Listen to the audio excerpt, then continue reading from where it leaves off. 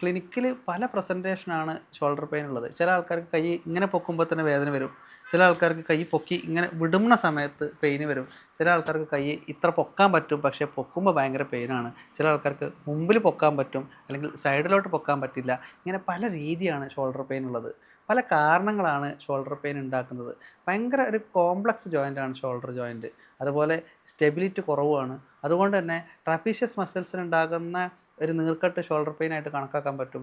Cervical സ്പൈനിൽ ഉണ്ടാകുന്ന എന്തോ നീർക്കെട്ടോ അല്ലെങ്കിൽ എന്തോ ചെറിയ പ്രശ്നം, സെർവൈക്കൽ സ്പോണ്ടൈലോസിസിൽ ഉണ്ടാകുന്ന കണ്ടീഷന്, ഇനി അതല്ലെങ്കിൽ റൊട്ടേറ്റർ കഫ് ഇഞ്ചുറി, അതുപോലെ പ്രായം കുറഞ്ഞ ആളുകളിൽ ഉണ്ടാകുന്ന ഷോൾഡർ ജോയിൻറ്റ് ഡിസ്ലൊക്കേഷൻ, കൂടാതെ ഷുഗർ ഉള്ള രോഗികൾക്കുള്ള ഫ്രോസൺ ഷോൾഡർ പോലത്തെ കണ്ടീഷനൊക്കെ ഷോൾഡർ പെയിൻ ആയിട്ട് തന്നെയാണ് കണക്കാക്കപ്പെടുന്നത്.